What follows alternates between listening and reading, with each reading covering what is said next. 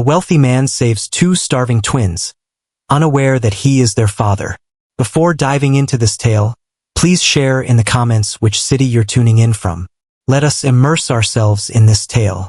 The frigid breeze swept through the bustling streets of downtown Chicago, bringing a biting cold that urged passersby to tighten their coats and rush by, avoiding any semblance of eye contact. As the city buzzed with anticipation for yet another snowy evening, Eric Dalton emerged from the elegant marble lobby of the Sterling Heights building, his breath creating a mist in the chilly air, while his driver maneuvered the sleek black SUV into view. With his characteristic precision, Eric acknowledged with a nod of gratitude, settled into the warm back seat, and directed his gaze to his phone. Meetings, investor calls, and a late dinner with a Silicon Valley board member. It was just another routine day in the high-stakes realm of tech entrepreneurship. As the car glided onto West Randolph Street, something out of the ordinary captured Eric's attention. Two young children, perhaps 6 or 7 years old, nestled beneath the shattered awning of a coffee shop, clinging to each other with a tattered blanket enveloping them. Their faces appeared ghostly, lips touched by a hint of blue, and their eyes, vivid and filled with fear yet oddly serene, locked onto his through the glass. Eric adjusted his position, reassured himself that it wasn't his concern, and attempted to concentrate on the illuminated display before him. Yet, a heaviness weighed upon his conscience. He cast another glance. The young girl gently rubbed her brother's hands, seeking to bring warmth to them. Neither was shedding tears. They lingered in the chill as if it were a familiar place. "Stop the car," Eric commanded, his voice cutting through the air. The driver paused, uncertainty clouding their mind. "Stop here," he reiterated, already swinging the door open. The twins glanced upward as Eric drew near. He knelt low, observing the grime-streaked faces and the frail limbs that peeked out from the baggy coats they donned. "Hey," he spoke softly. "Are you both all right? Where might your parents be?" The boy remained silent, while the girl slowly shook her head. "We don't have any," she murmured, her voice raspy from the chill. Eric felt a constriction in his throat. "What's your name?" he inquired. "Lily is my name," the girl responded. "His name is Liam." A chill ran through Eric at the mere mention of the name. He brushed it aside. "Do you feel a craving for something to eat?" The response was conveyed not through speech but through the urgent sparkle in their gaze. Eric acted without hesitation. He gathered Liam, took Lily's hand, and led them back to the car. The driver arched an eyebrow but remained silent as Eric settled the boy into the seat and joined the girl inside. "Bring us to Northwestern Memorial," Eric mentioned. As the car began to move, Lily nestled against Eric's arm. Liam had nestled into a cozy position, his eyes gently shutting, placing his trust in a stranger with a comfort that left Eric feeling uneasy. In the hospital, Eric detailed the circumstances as the medical team sprang into action. He observed from the corridor as the twins underwent examinations for frostbite, malnutrition, and illness. The nurse spoke softly, revealing that they hadn't eaten in nearly 2 days. Without identification, there are no medical records and no one is searching for them. Eric strode back and forth in the waiting room, his hands buried deep within the confines of his coat pockets. He was completely lost in his actions. He did not embody the role of a father. He wasn't even fond of the obligation that came with caring for houseplants. Yet there was something about those kids, Lily's meticulous protectiveness, Liam's understated bravery, that awakened an emotion he hadn't permitted himself to experience in years. A social worker arrived after a few hours. Eric absorbed her words in a daze as she discussed shelters, child protection protocols, and temporary foster placements. However, upon hearing that the twins could be separated if a joint home wasn't located, Eric rose to his feet. "Absolutely not," he stated with conviction. "They remain united. I will take care of all expenses, whether they are medical, legal, or anything else necessary." The social worker stared in astonishment. "Who might you be?" "It's simply an individual who discovered them and wishes to keep them together," he mentioned. She nodded, caught in a conflict between gratitude and suspicion. Eric remained at the hospital until the twins drifted off to sleep in a makeshift pediatric room. Before departing, he cast a final glance over his shoulder, uncertain of the precise transformation that had occurred within him that evening, yet aware that something had indeed shifted. He was completely caught off guard. The faces were unfamiliar to him. Unbeknownst to him, he was gazing upon his own offspring. Illuminating the contemporary furniture, a warm glow envelopes the pristine breakfast set resting on the glass table. For the first time in years, Eric Dalton found himself indifferent to his espresso and the unread business report lying on the counter. He lingered in quietude on the couch, the coat from the night prior still draped over him, as he revisited each moment of the evening that had passed. 2 children, isolated, famished, and now resting peacefully in the children's wing of Northwestern Memorial Hospital. Early in the morning, the hospital reached out to share that the twins were stable and resting. They also mentioned that the Department of Children and Family Services would commence their case review later that day. That ought to have marked the conclusion of Eric's participation. He was not part of the family. He did not hold the position of a legal guardian. Yet, a profound feeling within him, something he struggled to articulate, insisted that it was not the end. By noon, he returned to the hospital, clutching a bag of clothes he had purchased from a department store on Michigan Avenue. Petite jeans, cozy sweaters, a few jackets, and a cuddly bunny for the girl, as he was uncertain about what else would delight little girls. As he entered the room, Lily glanced up from her coloring book, her face lighting up with a broad smile. Liam, ever the reserved one, offered a timid wave from the hospital bed. "You came back," Lily said, her tone revealing a hint of surprise. "Certainly," Eric responded, a sudden wave of awkwardness washing over him. "I brought some clothes for you all. And, something gentle." He presented her with the bag. She glanced inside, and her eyes sparkled with excitement. "This is the most beautiful bunny I've ever seen," she whispered. Eric found himself at a loss for words, so he simply offered a smile and took a seat. A nurse entered the room and informed that the social worker would be arriving shortly to initiate the placement process. Eric felt a knot form in his stomach. He cast a quick look at the twins who had paused their game.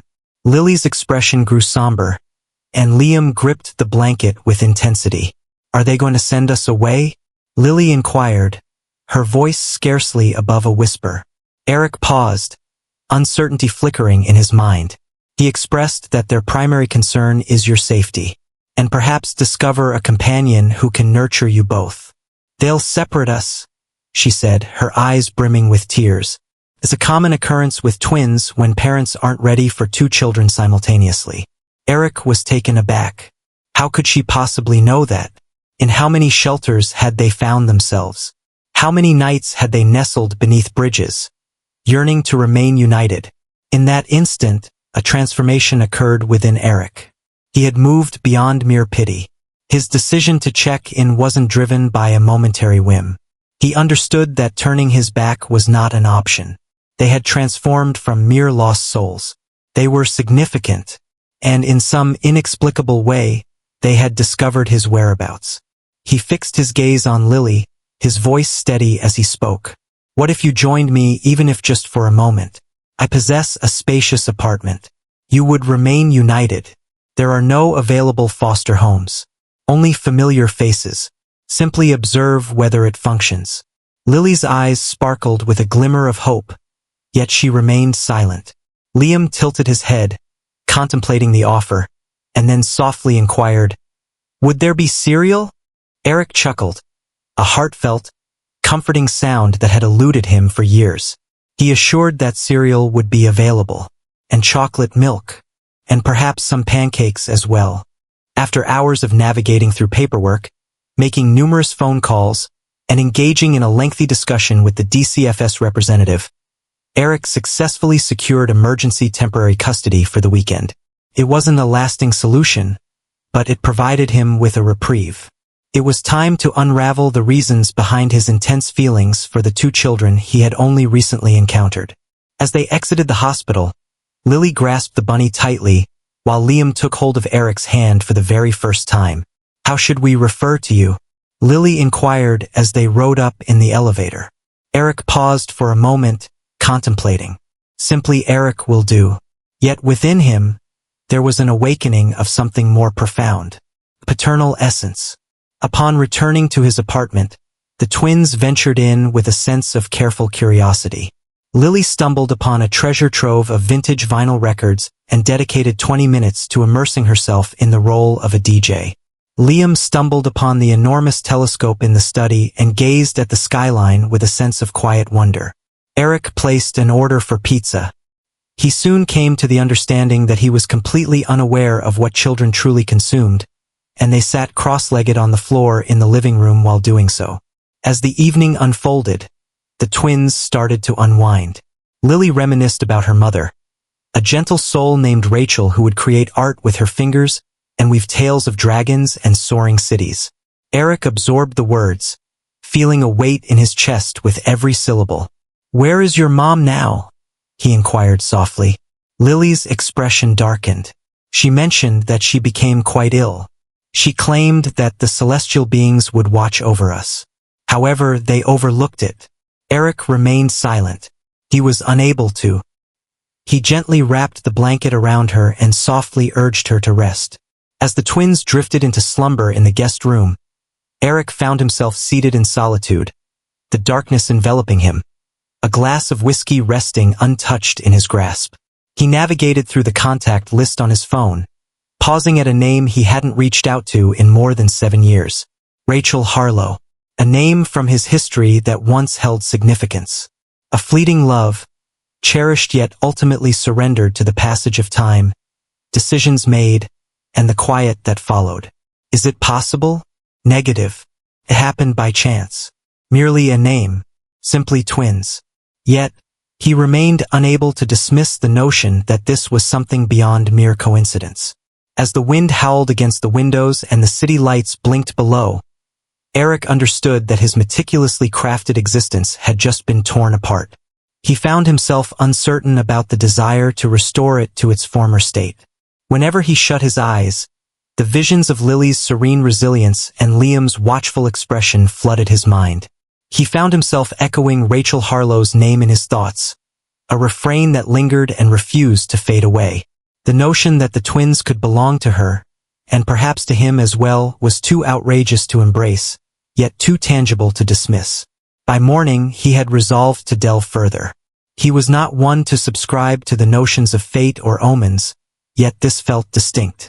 A deep instinct whispered to him that the truth lay entwined in the shadows of a past he had tried to forget.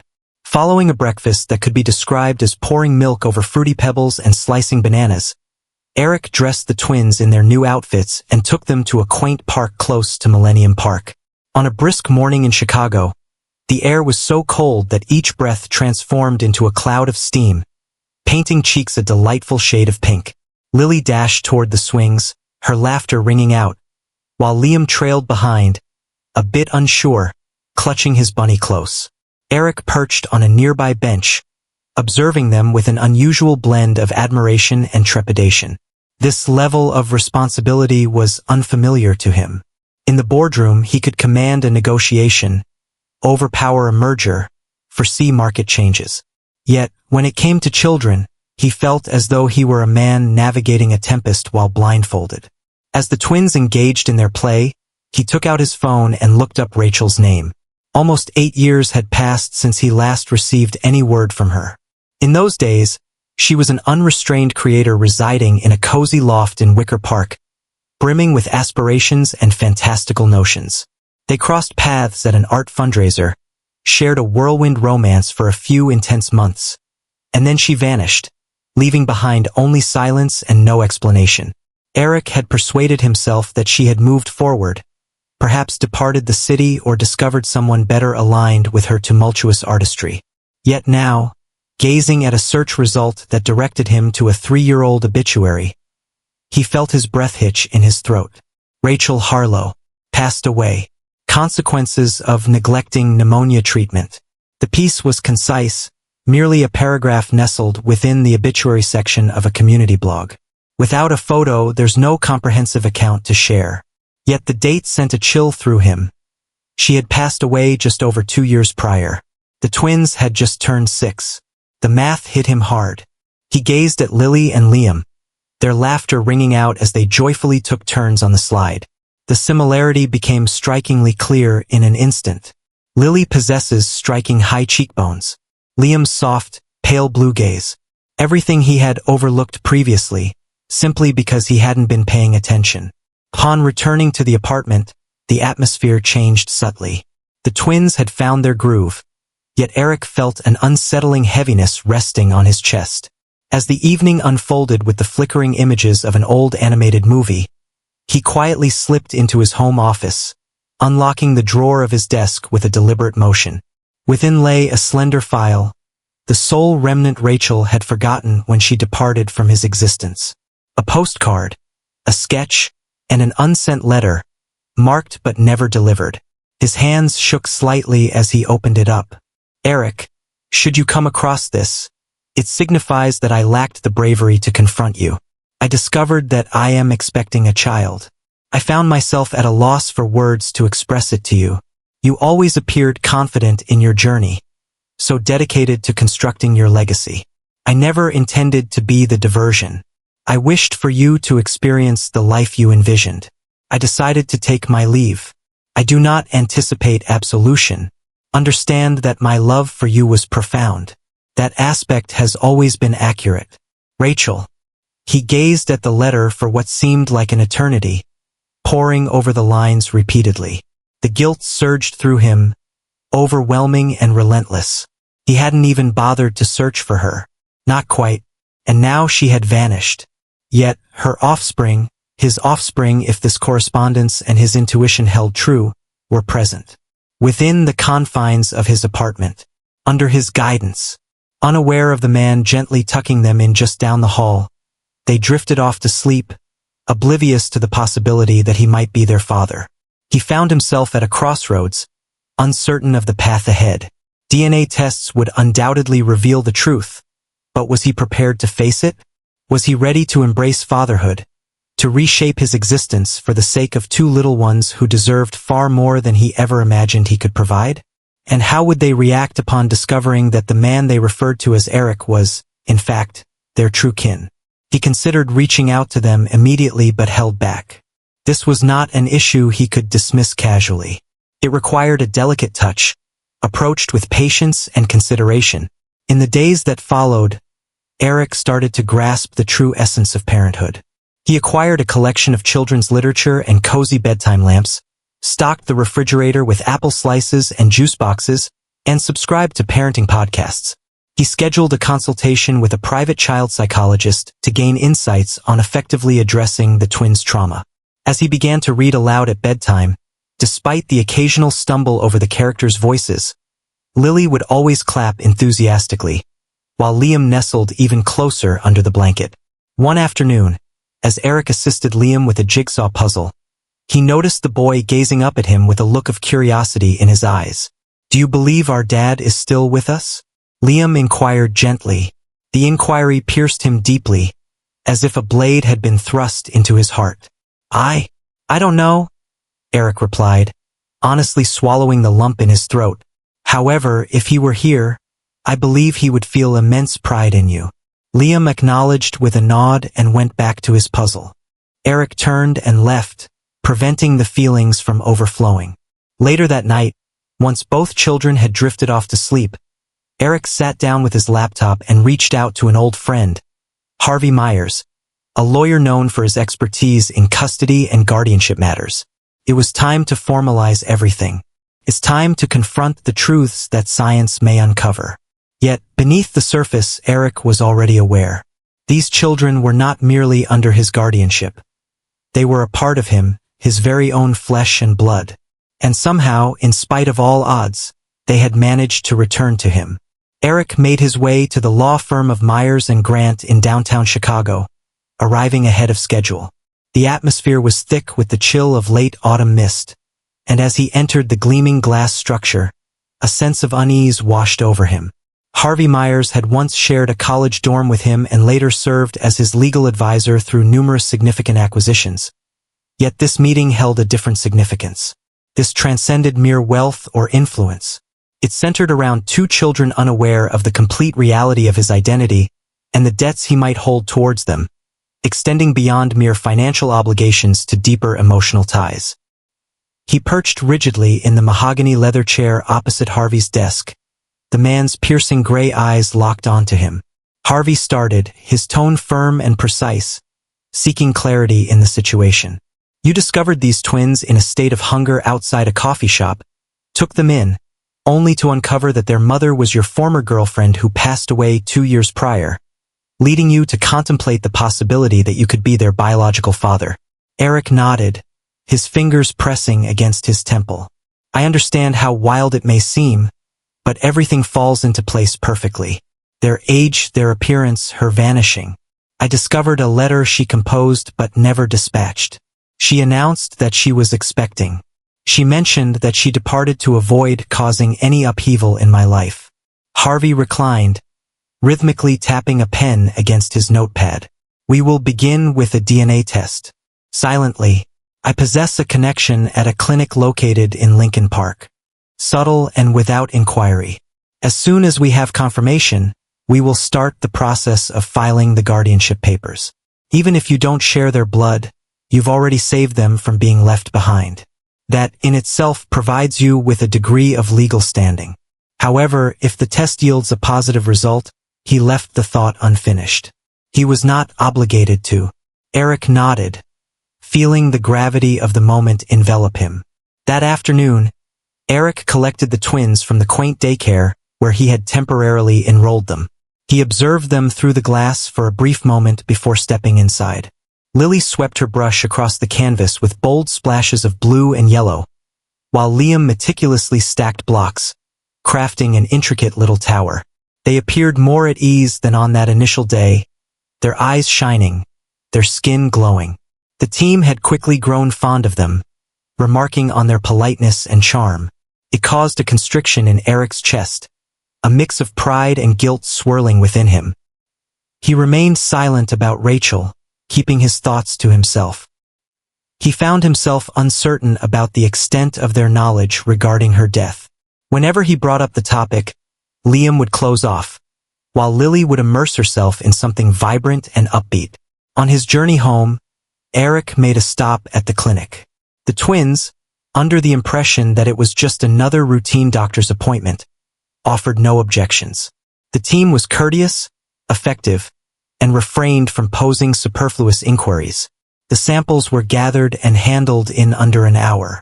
The results will be available in 2 days. 2 days that would stretch into what feels like an eternity. That night, Eric found himself wide awake.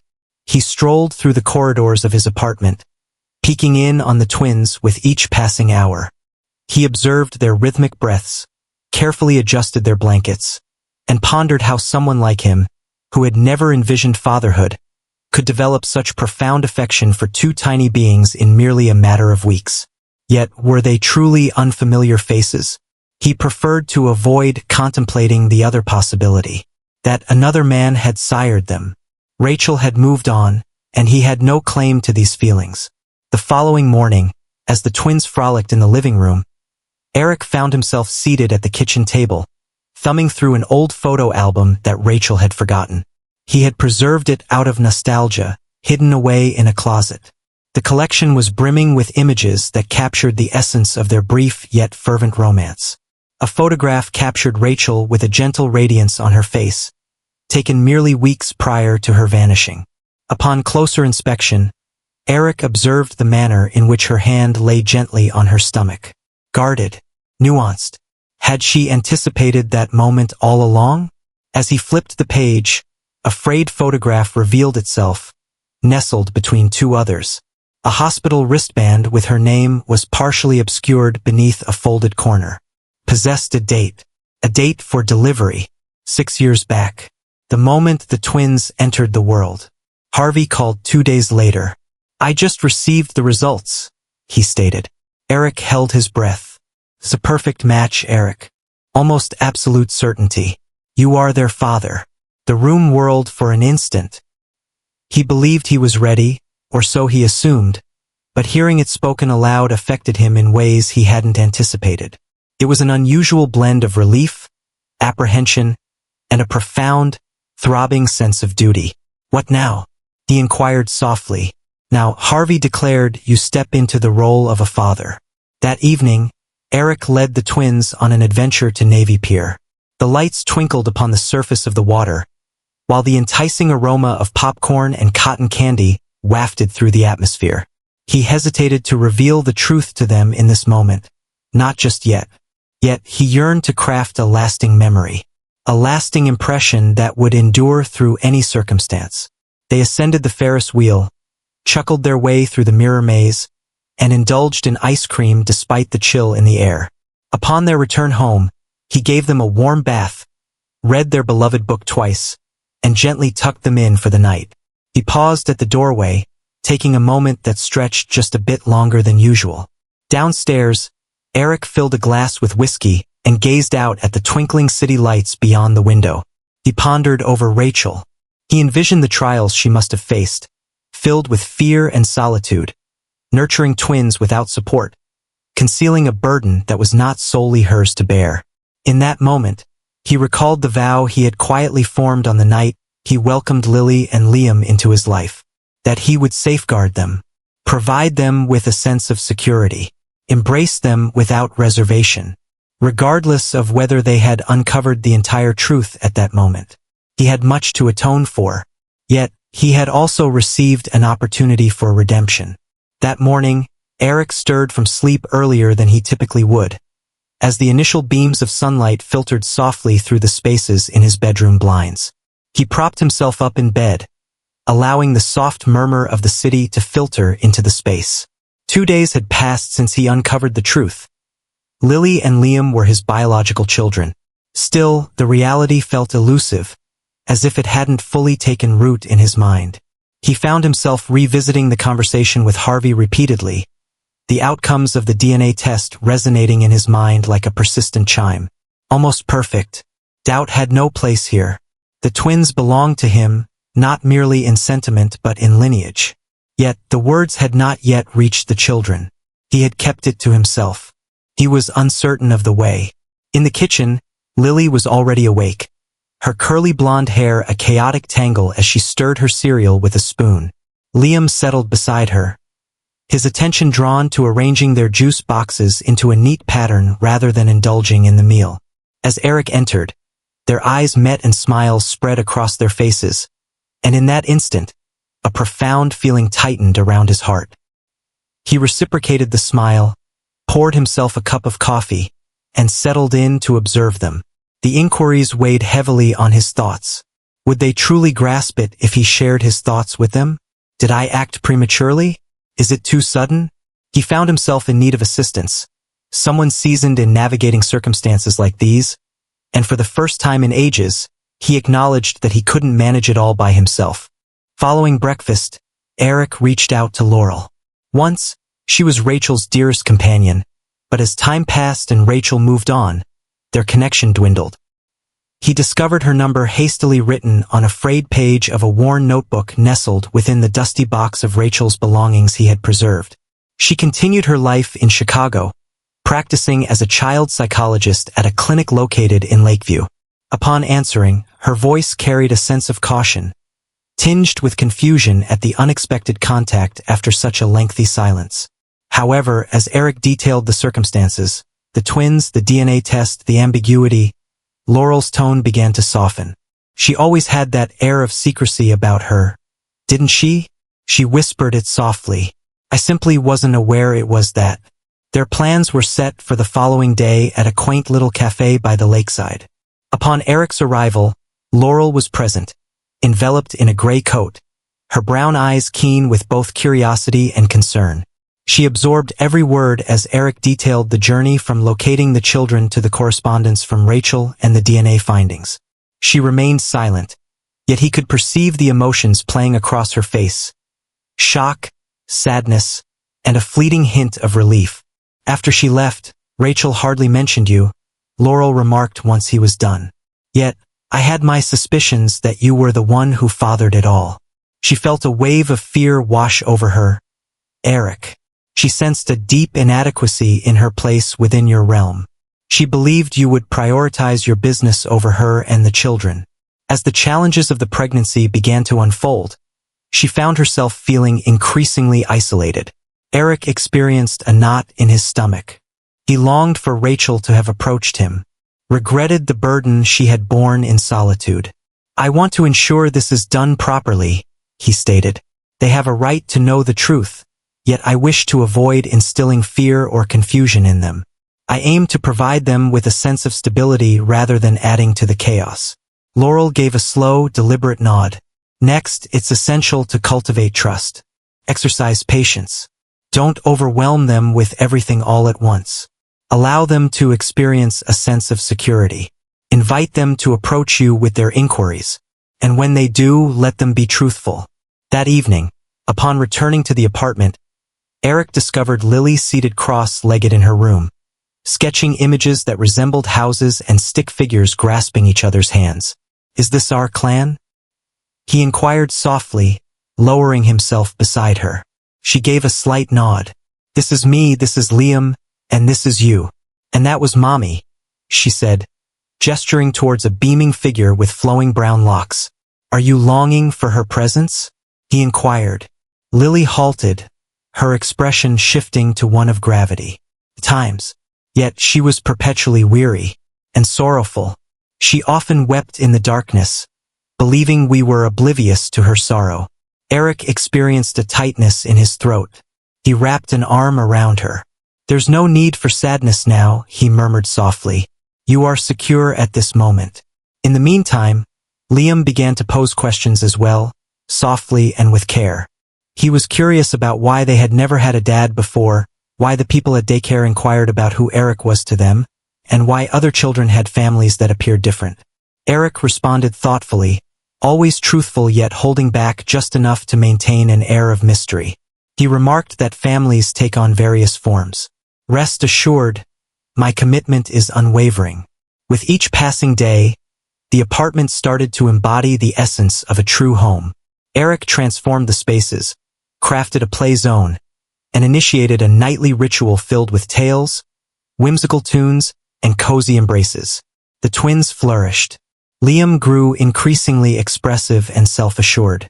Lily's laughter resonated through the corridors, reminiscent of wind chimes dancing in the gentle spring breeze.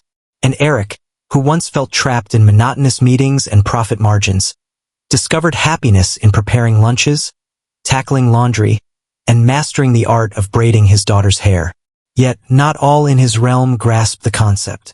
Denise arched her eyebrows as he began rearranging meetings to collect the twins. The board members expressed their concerns regarding his abrupt shift in focus. Yet Eric remained indifferent. A change had taken root within him. Wealth and prestige quickly lost their significance next to the warmth that enveloped him when two little voices exclaimed, "Daddy," as he entered the room.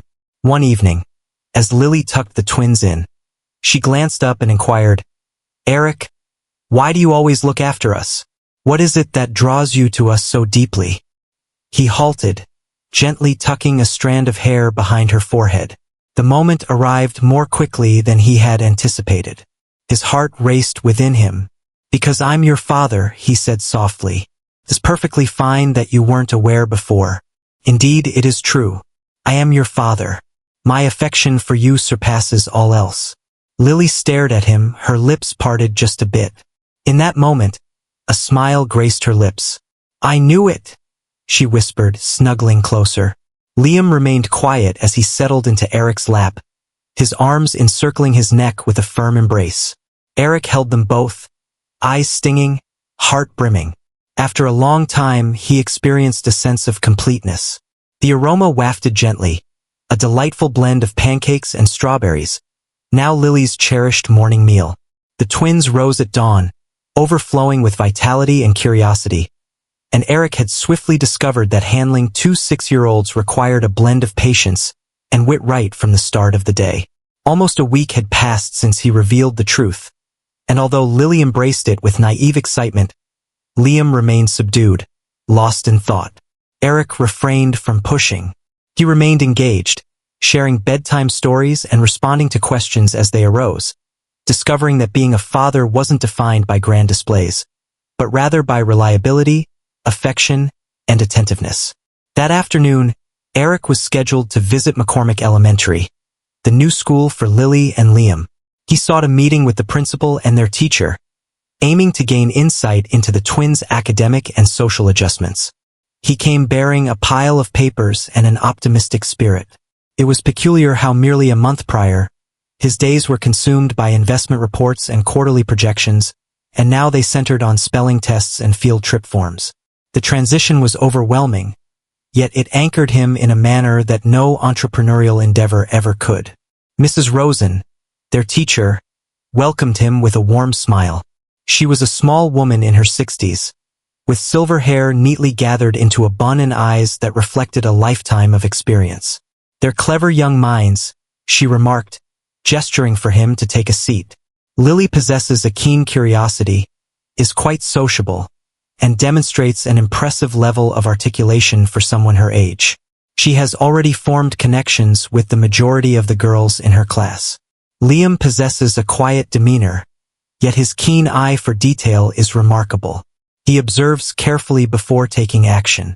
It seems he's in the midst of sorting through it all." Eric nodded, feeling a sense of relief at their settling in, yet a shadow of concern lingered regarding Liam's silence. He mentioned that he doesn't share much about the past.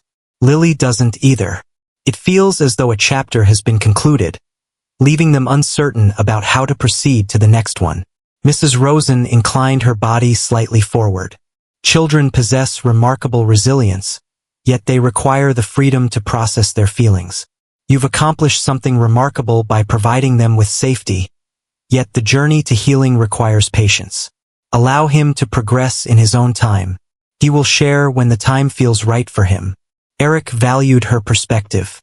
He departed the school carrying a fresh awareness of his duties, not merely to provide but to shield, cultivate, and lead them through the emotional landscape shaped by years of uncertainty. As the sun dipped below the horizon, casting a warm glow in the living room, Eric reached for the remote and selected an old cartoon movie they had chosen from the library. Liam settled in close, his head gently leaning against Eric's arm. Midway through the film, the boy glanced up and inquired, "Did Mommy ever share our story with you?" Eric's heart paused for a moment. He responded with honesty, "She did not. I long for her to have done so." Liam gazed at his hands. There were moments when the chill of the night would bring tears to Mommy's eyes. "It seems she hoped we would find someone more suited for us. She mentioned that there was someone out there who would care." Eric gulped, forcing down the tightness in his throat. She was indeed correct. "I truly care, and I shall forever do so." The subsequent days ushered in a fresh routine. The dawn brought the ritual of sharing breakfast and the flurry of preparing to leave for school. Afternoons brimmed with assignments, creative projects, and excursions to the park. Eric discovered happiness in the tiniest details.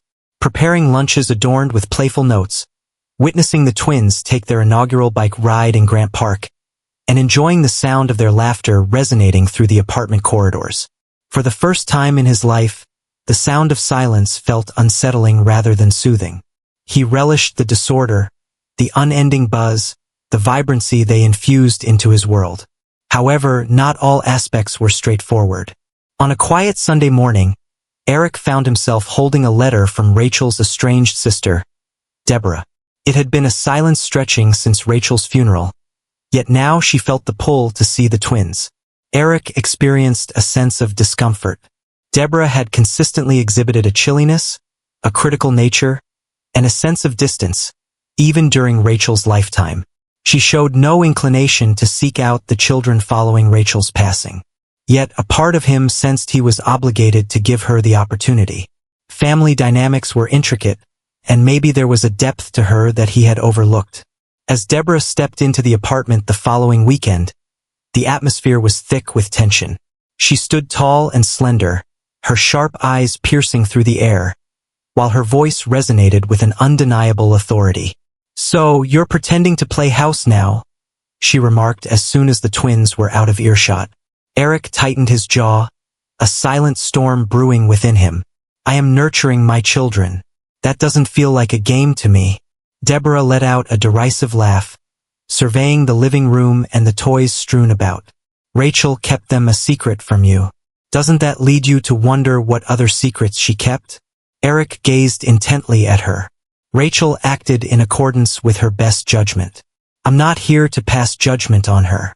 I'm here to provide what she was unable to offer. The encounter was fleeting. Deborah felt a lack of genuine connection with the twins, who remained courteous yet aloof. As she departed, she whispered something regarding legal custody and familial rights. Eric sensed a shiver slither up his spine. That evening, he reached out to his attorney and initiated the steps to obtain legal guardianship. He refused to gamble, not at this moment, not when he had discovered the singular thing that held real significance in his existence. As the weeks unfolded, the connection between Eric and the twins grew stronger with each passing moment. He signed them up for music classes and assisted Liam in becoming a member of the school's chess club.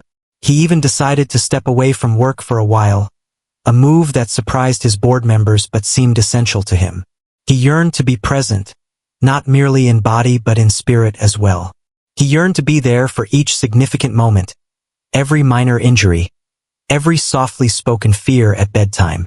On a drizzly afternoon, Lily nestled in the window seat, capturing the essence of a home with a garden, a playful dog, and 3 figures intertwined in a joyful embrace. Is this our home? Eric inquired. Her lips curved into a smile. Absolutely not. This will be our future home, featuring a treehouse and a puppy called Marshmallow. Eric chuckled. That seems like a solid plan. In that instant, enveloped by the vibrant colors of crayons, the gentle patter of raindrops, and the soothing melody of a cartoon in the background, he understood that he was not merely constructing a home. He was crafting a future. One sketch, one embrace, one day at a time. Before we proceed, kindly subscribe to our channel and share it with your friends. Your support means a lot. The atmosphere in Chicago was invigorating as autumn gradually approached, draping the trees in shades of gold and amber. Eric stood on the porch of the townhouse he had rented temporarily, savoring his coffee as he observed Lily and Liam joyfully playing hopscotch on the sidewalk. Their laughter rang out, bolder and more assured. Nearly 2 months had passed since they entered his life, and each day revealed another fragment of the puzzle. A long-lost habit, a memory finally ready to be unveiled, or just a glance that conveyed their sense of safety. Yet, even with the increasing comfort of their little improvised family, Eric was unable to dispel the unease that had settled in since Deborah's arrival. Since her departure, silence enveloped him, yet her subtle menaces hovered like ominous storm clouds, darkening every fleeting moment of tranquility. Later that week, Eric got a call from his attorney, Mark Denton, who had been assisting him with the process of securing permanent guardianship. Eric, you may want to take a seat, Mark said with a serious tone. Deborah has officially submitted a petition in Kansas seeking custody of the twins.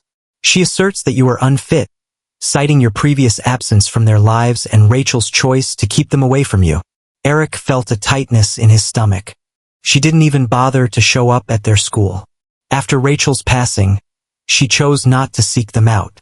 She has no familiarity with them at all, he insisted, his voice escalating. Mark's tone was deliberate. I am aware of that. However, in a courtroom, how things are perceived can often hold greater weight than the actual truth. We will stand our ground against this. You have been on the right path all along. Prepare yourself, as she has engaged a formidable lawyer and intends for this to become quite complicated. That evening, once the twins were tucked in for the night, Eric found himself seated on the couch, his gaze fixed vacantly on the family photo captured at Millennium Park just the weekend before. Liam wore a genuine smile, a true expression of joy, for the very first time since their paths had crossed. He couldn't allow that to be stripped from him. He had cultivated this delicate trust with care and sincerity, and he was determined not to allow anyone to shatter it out of malice or resentment. In the days that followed, he meticulously collected every document, school report, and photograph that could illustrate to the court the life the twins were currently experiencing. He even contacted Rachel's old friend Jenny, who resided in Evanston and had been acquainted with her since their college days. Jenny consented to share her thoughts on Rachel's challenges and expressed her constant concern for her children, emphasizing Rachel's deep love for them, yet she was sinking beneath the waves. Eric, I believe she intended for you to discover them. She simply felt unprepared to confront you once more. The court date was scheduled in Kansas City, and Eric made the drive with the twins, doing his utmost to maintain a cheerful atmosphere throughout the journey. They lodged at a hotel close to Union Station, where the children were captivated by the vintage trains and the stunning glass ceilings. Is this a getaway? Lily inquired while smoothing her hair in the reflection. Eric beamed with delight. Somewhat. However, I must attend to something significant tomorrow. You'll be with a caregiver for just a short time, all right? Liam lifted his gaze from the pages of his coloring book. Are we returning to your place with you? The question struck Eric with the force of a sudden blow. Indeed, he declared with conviction as he embraced them both. You're returning with me. The courtroom felt more frigid than Eric had anticipated, not merely in its chill but in its atmosphere. Deborah sat opposite him, clad in a gray pantsuit, her expression inscrutable. Her attorney was forceful, illustrating a narrative of a wealthy individual attempting to compensate for years of neglect with tangible gifts. Eric approached the stand with a steady determination. He was completely straightforward. He recounted the honest tale of his encounter with Rachel in Boston, the gradual distance that grew between them, his ignorance of the pregnancy, and the pivotal moment when he laid eyes on the twins in that alley. I wasn't present before, but I find myself here now, he remarked. I have no intention of going anywhere. He presented school records, medical reports, photographs, and even a handwritten note from Lily that said, I love my daddy because he makes me feel safe. The judge spent a day in contemplation, and those 24 hours stretched on endlessly. Eric brought the children to the Kansas City Zoo as a way to keep them entertained. He observed them feeding the giraffes and dashing through the playground, oblivious to the weighty decision that loomed nearby. That evening, as he immersed himself in a bedtime story for them, his phone buzzed unexpectedly. It was Mark. We won, Mark declared. The court has awarded you complete legal guardianship. Deborah's request was turned down. Eric exhaled deeply, a wave of relief washing over him. He gently shut his eyes, leaning his head against the hotel headboard while the twins peacefully fell asleep beside him. He had accomplished it. He had safeguarded them. The journey back to Chicago seemed to carry a sense of ease, as though the very pavement recognized that their future was now assured. As they drove into the driveway of their townhouse, the sun dipped low on the horizon, enveloping the neighborhood in a soft, golden light. Eric swung open the front door and graciously stepped aside. Welcome back, he remarked. The twins hurried indoors, dashing straight to their room and their beloved toys. That evening, they indulged in pizza, enjoyed juice boxes, and settled in for a cozy movie night in their pajamas.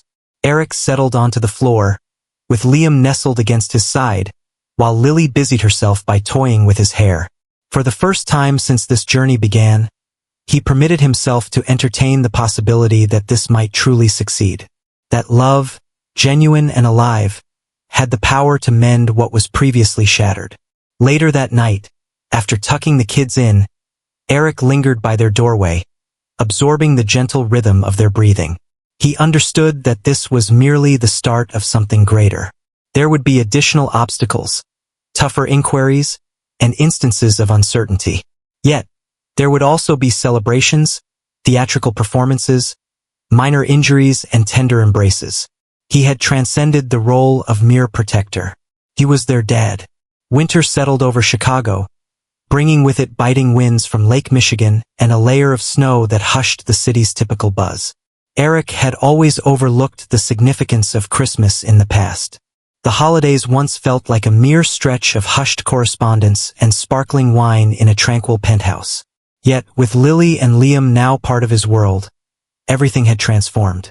The twins were alive with enthusiasm, affixing their unevenly crafted decorations to the windows and chattering endlessly about Christmas trees, snow angels, and Santa. For Eric, it was a mix of intensity and an unexpected sense of solace, a tumult he had not known he craved. On a Saturday morning, he chose to take them to the Christkindl market downtown. Bundled in cozy coats and warm scarves, The trio made their way through the bustling holiday crowds, pausing for steaming cups of hot cocoa and delicious gingerbread. Lily twirled gracefully to the melodic voices of carolers, while Liam's gaze was captivated by a beautifully crafted wooden train. Without a moment's pause, Eric purchased it, passing it to the boy who offered a timid yet sincere thank you, warming his heart in the process. Those nearby probably thought they were simply an ordinary dad with his children, and for the first time that belief felt entirely accurate. Upon returning home, Eric allowed the twins to choose a tree from the nearby lot. It had its quirks, yet they adored it. They adorned it with shimmering tinsel, delightful candy canes, and whimsical paper stars, their laughter echoing throughout the process. Eric sat on the floor beside them, observing the unfolding joy with a sense of quiet admiration. It transcended merely providing them with a joyful Christmas. It was about compensating for the years they had spent without one. He had overlooked their initial words, their first steps, and the celebrations of their birthdays. Yet, he might be present at this moment and for all the days to come. The tranquility was short-lived. On December 15th, Eric opened a letter that sent tremors through his hands. The communication originated from the Office of Child Protective Services. An anonymous complaint was lodged, alleging that Eric was unsuitable for child care because of his emotional instability and abrupt take on guardianship. The phrasing was intentionally ambiguous. Eric recognized immediately that this had to be Deborah. Even with the court's decision on his side, it was evident that she was far from finished. A letter indicated that a social worker would be making an in-home visit before the month concludes. Eric made an effort to mask his concern from the kids, but it proved to be a challenge. He meticulously tidied the house, sought Mark's advice once more, and arranged a meeting with a child psychologist to obtain a professional assessment of the twins' welfare. Dr. Lisa Kravitz, with over a decade of experience in trauma recovery for children, spent 2 hours observing the kids. Her report ultimately validated what Eric had already sensed deep within. The children seemed to be in a state of safety, security, and a profound connection with Mr. Dempsey. No indications of neglect or emotional turmoil are present. The day of the home visit came, just 3 days ahead of Christmas. Eric prepared pancakes that morning, striving to maintain a sense of normalcy, while the twins excitedly discussed their wishes for Santa's gifts. At noon, a woman in her early 40s, known as Donna Wilkins, approached the door and knocked. She presented herself with a polished yet approachable manner. "This is customary. Our primary goal is to guarantee that the children are in a secure and supportive atmosphere." For the next hour, she meandered through the townhouse, jotting down notes, posing questions, and engaging in conversation with the twins. Liam initially held back, but Lily unveiled her drawings affixed to the fridge, enthusiastically sharing how Eric assisted them with their homework and bedtime tales. As Donna rose to depart, she hesitated at the threshold. "Mr. Dempsey, I have witnessed residences where the safety of children was genuinely at risk. This does not belong to that category. You are performing admirably. However, I would recommend exercising caution, as it is evident that someone is intent on contesting your custody." Eric expressed his gratitude, his voice barely above a whisper, yet his thoughts were already in a whirlwind. He understood that Deborah would persist relentlessly until she achieved her desires or was compelled to relent, and that required him to stay 2 steps ahead. That evening, with the children peacefully asleep, Eric discovered himself perusing an old photo album that Rachel had stored in the box she had left behind for him. It featured snapshots from her college years, images of the twins as infants, and a single worn photograph of them as toddlers, perched on a park bench, clutching juice boxes, blissfully oblivious to the challenges that enveloped them. He examined each image meticulously, attempting to unravel Rachel's unspoken suffering, her solitude, and the weight she bore. In that moment, he felt a profound absence of her presence. He mourned for her, reflecting on the possibilities that might have unfolded had she sought him out earlier. He softly vowed to the image, "I will protect them at all costs." On Christmas morning, gentle flakes danced from the sky, blanketing the world in white, while sleepy smiles adorned the faces of those waking to the magic of the day. The twins erupted in joyous squeals as they beheld the beautifully wrapped gifts nestled beneath the tree. Books, puzzles, fresh coats, and a soft reindeer that Liam promptly named Charlie. Yet, the gifts held no true significance. It was the feeling of being part of something greater. They crafted cookies side by side, engaged in board games, and enjoyed an old holiday film with cocoa in hand. Eric assisted Lily in crafting a thank you note to Santa. As the evening wore on and the city fell into a hush, the trio gathered by the window, observing the snow drape the street in a shimmering layer of silver. Liam leaned his head gently against Eric's shoulder. "This is the most wonderful Christmas ever," he whispered. Eric pressed his lips gently to the crown of his head, embracing him tightly. "Same here, my friend. Same here." January in Chicago was relentless. The holidays had come and gone, leaving a serene silence punctuated solely by the wailing wind and the creaking radiators struggling to maintain warmth. Eric had found a comfortable flow with Lily and Liam. School organizes an evening dedicated to packing lunchboxes and sharing stories. He confidently addressed Lily's questions about fractions and assisted Liam with tying his shoes without hesitation. In just a few weeks, he evolved from a solitary, emotionally detached businessman into someone who could expertly braid hair and uncover missing socks hidden beneath the couch. Just as life appeared to settle into a new rhythm, Eric's world was upended by an unforeseen phone call that changed everything. On a Thursday afternoon, Eric had just come back from taking the twins to school when his phone vibrated. The caller ID displayed Lincoln Medical Center. His stomach plummeted. A nurse named Carla was on the other end of the line. She detailed that Deborah had been involved in a car accident just outside of Springfield, Illinois. Her injuries were grave yet not fatal. Yet it was her next words that truly captivated Eric.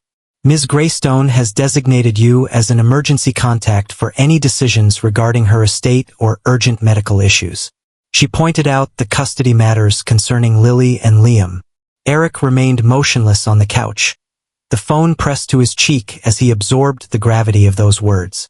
Deborah had been a tempest in their lives, unyielding, accusatory, and cunning. Yet the news that she had implicated him in any legal manner was utterly astonishing. He expressed his gratitude to the nurse and assured her that he would make the trip down at the break of dawn. The following day, he organized for their neighbor, Mrs. Hanson, to look after the twins and embarked on the 3-hour drive in silence, his mind a whirlwind of suspicion and compassion. Upon his arrival at the hospital, he discovered Deborah propped up in her bed, her arms secured in a sling and her face marked with bruises, yet her eyes were wide open and aware. She appeared diminished from his recollection, not merely by the accident but by the weight of existence itself. "You didn't have to come," she murmured, her gaze fixed on the ground. Eric settled into the chair next to her, grappling with the right words to express himself. "You listed me as your emergency contact," he finally said. Deborah let out a weary chuckle. "There weren't many choices available. Rachel has left. They rely solely on you." After a lengthy silence, she continued, "I believed I could manage raising them after Rachel passed away. However, I am not her.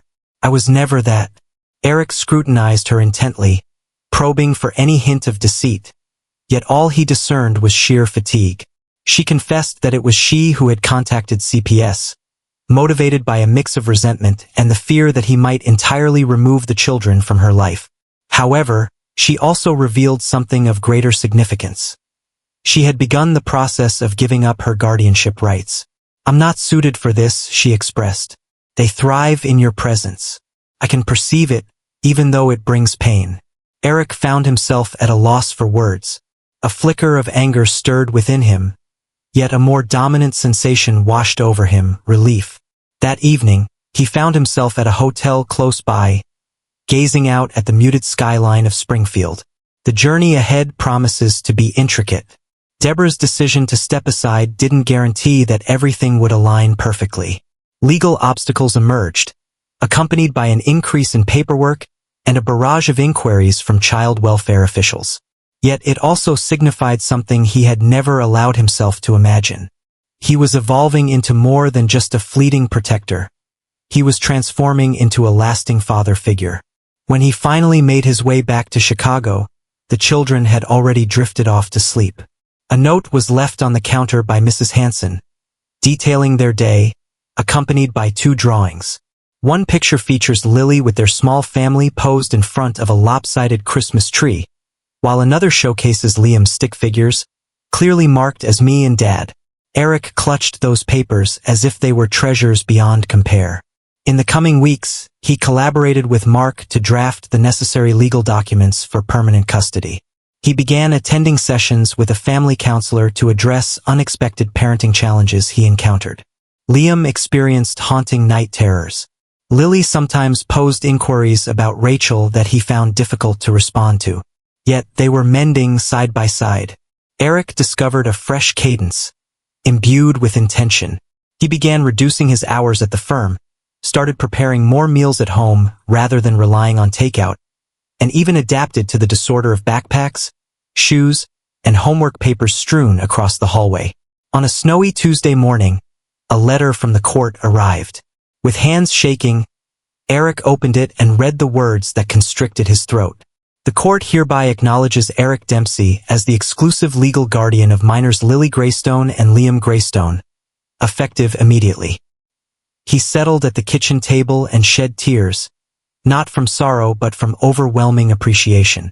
Upon their return from school that day, he gathered the twins and read the letter to them, taking care to clarify its significance. Initially, they struggled to understand, but when Lily inquired, "Does that mean you're truly our dad now?" and he affirmed, she dashed into his embrace. Liam trailed quietly, gripping his shirt tightly. They were beyond the need for legal definitions. All they sought was love, and they had discovered it. That evening, Eric prepared spaghetti, a dish that Liam adored, and they settled in to enjoy a movie, complete with popcorn and cozy blankets. With the snowflakes dancing down from the sky, Eric sensed that this was merely the start of something much larger. Challenges lay ahead, yet he faced them without fear. He was driven by 2 profound motivations, 2 remarkable and resilient children who had already transformed his life in ways he could never have imagined. Eric lingered by the window, his eyes tracing the vast expanse of the Chicago skyline. The city shimmered with a kaleidoscope of lights, while the streets twisted and turned like a never-ending labyrinth of vehicles in constant motion. Yet his thoughts drifted far from the bustling city beneath him. It was in the previous year, the months that unfolded like chapters of a tale he never anticipated experiencing, much less being the protagonist in. He found himself a father, not through intention or planning, but out of necessity. In that journey, he discovered a life he had never imagined possible. Even as he admired how everything had aligned perfectly, the burden of his duties remained unrelenting. He understood that the true journey was only starting. On a Saturday morning, the call arrived. He had just completed a delightful breakfast of pancakes and syrup with Liam and Lily, the children joyfully discussing their plans for the day ahead. Liam had recently become captivated by dinosaurs, while Lily was diving deeper into the world of reading and writing, her little notebook brimming with the stories she had crafted. Eric had grown familiar with their daily routines, the joy, the disorder, the heartfelt instances that transformed the mundane into something remarkable. Yet the phone call interrupted the entire flow. The call came from Mark, his lawyer, and the urgency in his voice instantly set Eric on high alert. "You must come to my office," Mark stated. "A situation has arisen. The matter at hand pertains to the custody case." Eric felt a heavy weight in his chest. The documents were finalized, the court delivered its decision in his favor, and all appeared to be resolved. He had begun exploring options to establish a more lasting home for the twins, considering new furniture, renovations, and even researching schools. He never anticipated that anything would jeopardize the delicate harmony they had established. He consented to rendezvous with Mark at his office in an hour and organized for the children to be with Mrs. Hanson. Upon Eric's arrival at Mark's office, he was met with a serious demeanor. Mark guided him into a conference room, where a substantial pile of documents awaited on the table. "I wish this were good news," Mark began, his voice laden with weight. "A complication has arisen." It revolves around Deborah. Eric stood still. Deborah had gradually slipped away from their lives over the past few months, her presence diminishing after the accident and the choices she made regarding her involvement in the twins' upbringing. Since the court hearings, silence had enveloped their connection, leading him to believe that her exit was, in essence, definitive. Yet, at that moment, Mark was conveying a different perspective. Mark continued, stating that Deborah's attorney had submitted an appeal. She is challenging the custody decision, asserting that she was pressured into relinquishing her rights. She is also insisting on a reassessment of her capabilities as a parent. Eric felt a tumultuous sensation in his stomach. This was his greatest fear. Deborah was not one to easily retreat, and even though she seemed shattered in the hospital, she still had the power to unleash chaos. He had glimpsed it in her gaze, the tenacity, the pride that clung on fiercely. Yet, he was taken aback by her swift challenge to the court's decision. What implications does this hold for the children? Eric inquired, his tone heavy with exasperation. It signifies our return to the courtroom, Mark stated, his voice somber. This will require our determination, and it may extend over several months. At that moment, there exists a chance that Deborah might obtain temporary custody, at least until the matter is settled. Eric's thoughts surged like a whirlwind. He had only just started to embrace the role of a true father to Liam and Lily, and now everything hung in the balance. The thought of losing them, of having them ripped from the comfort and security they had discovered with him, was intolerable. He tightened his fists, battling to maintain control over his swirling emotions. What actions can we take to combat this situation? Eric inquired. Mark responded, saying we can contest her assertions.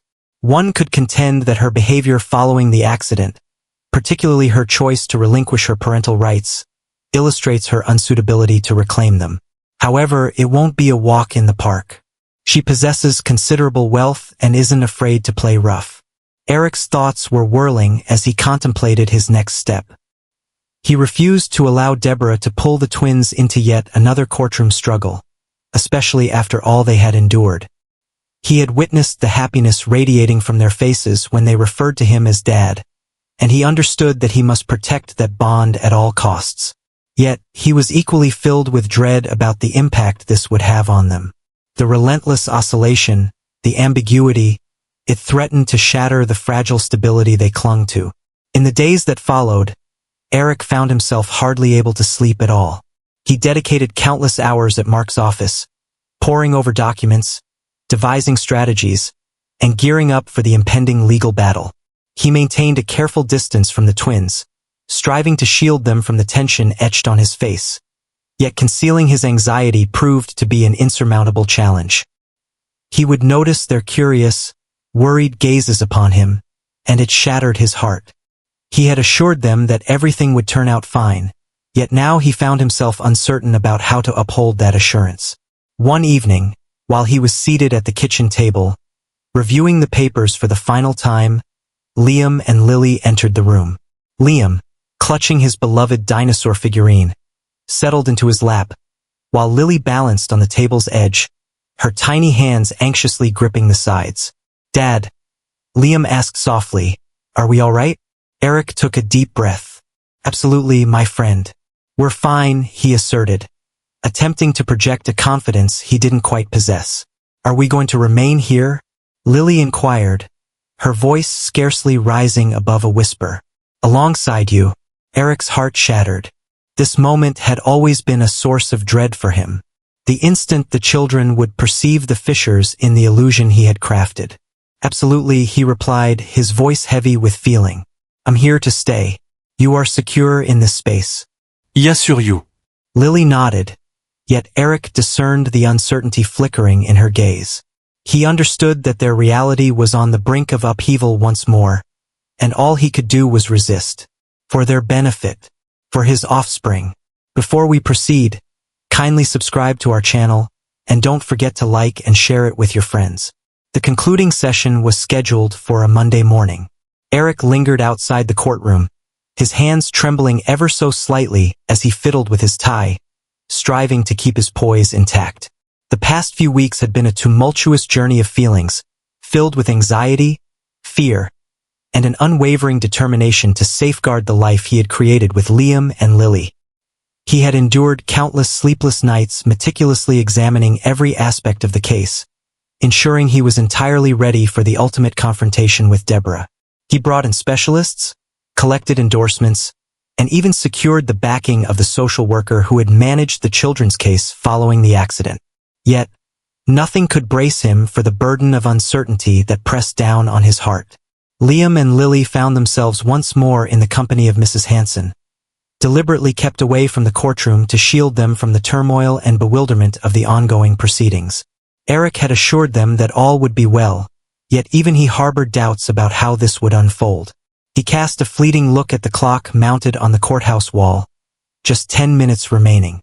Mark had sent him a message earlier urging him to stay calm and focused, but that guidance did little to alleviate the pressure in his chest.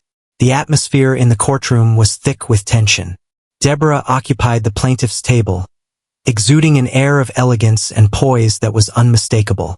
The lawyer, a serious figure clad in a dark suit, was diligently jotting down notes on his pad, as Mark and Eric positioned themselves across the table, readying for the impending confrontation. Eric attempted to concentrate on the essential truths, the elements that genuinely counted, yet Deborah's presence served as an unending reminder of the turmoil she had unleashed. He found himself questioning whether she genuinely had the twins' best interests at heart, or if this was merely another strategy to assert her dominance and influence over their lives once more. The judge stepped into the room, prompting a collective rise from all present. The proceedings commenced, and Eric paid close attention as Deborah's attorney presented his argument. They contended that Deborah had been compelled to relinquish her parental rights following the accident, pointing to her emotional turmoil and supposed influence from Eric and the medical staff. The lawyer crafted a vivid scene as Eric clenched his fists, the accusations slicing through him like a knife. He understood that Deborah had made a decision to leave her children when they required her the most. Yet here she stood, attempting to reshape the past. Mark rose to his feet, ready to present the defense. He responded to each argument with evidence, highlighting Deborah's behavior, or the absence of it, following the incident. He pointed out her lack of accountability for her children, her unwillingness to cooperate with the social services team, and her ongoing neglect of the twins' welfare. Eric had anticipated this from Mark, yet the stark delivery of it all made it increasingly difficult to maintain his composure. He maintained his attention on the twins, envisioning their grins, their joy, and the life they had created side by side. He couldn't allow Deborah to strip that from them. Following what felt like an eternity of heated exchanges, the moment for closing statements had finally arrived. Deborah's attorney delivered a final appeal, highlighting the significance of preserving the bond between a mother and her children. He contended that the twins required their biological mother, regardless of the history involved. Eric felt his heart race as he absorbed the situation, realizing that the focus was not on what was truly best for Liam and Lily, but rather on Deborah's need for dominance. Mark delivered a closing argument that was succinct yet impactful. He brought to the judge's attention that the twins had discovered a sense of stability, love, and care with Eric. They had formed a deep connection with him, viewing him as a father figure. To separate them from him at this point would undermine the strides they had achieved. The judge requested a brief pause before reaching a verdict. Eric emerged from the courtroom, his thoughts swirling in a chaotic dance. He found himself consumed by thoughts of the twins, their promising futures, and the life that was rightfully theirs. The vibration of his phone in his pocket jolted him from his thoughts. A message arrived from Mrs. Hanson. "The children have been inquiring about your whereabouts. There is a sense of concern. Kindly inform them that all is well." As Eric absorbed the words, a wave of emotion surged within him. He assured them that everything would be fine and that he would always stand by their side. At this moment, he stood on the brink of the most significant choice he would ever make. He had to succeed for them. The recess concluded, and all returned to their seats in the courtroom. The judge took a seat, and an unsettling hush enveloped the room. Eric's palms glistened with sweat as he nervously anticipated the outcome. The judge paused to articulate the evidence, recognizing the intricate emotions woven into the fabric of the case. He emphasized the significance of the children's well-being, the connection they had with Eric, and the necessity of making choices that would guarantee their stability. Eric's heart pounded in his chest as the judge's words echoed in his ears, each second stretching out like an eternity. At last, the judge uttered the words that Eric had been hoping for. Upon reviewing all the evidence, I conclude that it is in the best interest of the children, Liam and Lily, to stay with their current guardian, Mr. Eric Davis. The request has been denied, and the custody arrangement will stay as it is. Eric felt a sudden tightness in his throat. He was astonished, engulfed by a wave of relief. He glanced at Mark, who wore a smile, and then turned to Deborah, whose expression revealed a blend of anger and disbelief. The judge's ruling was conclusive, ensuring that Liam and Lily would stay with their father, regardless of the circumstances. The path had been arduous, laden with hurdles and trials, yet Eric understood that the most difficult moments were now in the past. He had battled for the children, and now they would thrive in an environment brimming with affection and security. He could never have foreseen the surprising twists his life would take, yet ultimately, it proved to be entirely worthwhile. He transformed into the father he never imagined he could become, and the twins discovered a sanctuary with him, a sanctuary that would forever belong to them. Later that day, Eric set out to collect Liam and Lily from Mrs. Hanson's residence. Upon catching sight of him, their expressions radiated pure delight. Liam dashed toward him, leaping into his embrace, as Lily trailed just behind, her gaze brimming with trust. Eric embraced them both warmly, a profound tranquility washing over him. They belonged to each other, an unbreakable bond that no one could ever sever. As they drove home, Liam animatedly shared his newfound knowledge about dinosaurs from that day, while Lily proudly revealed the fresh tales she had crafted. Eric smiled, absorbing their voices, and felt a sense of anticipation for the beautiful new chapter that lay ahead. Though the future loomed with ambiguity, one truth stood resolute. He would cling fiercely to the family he had discovered.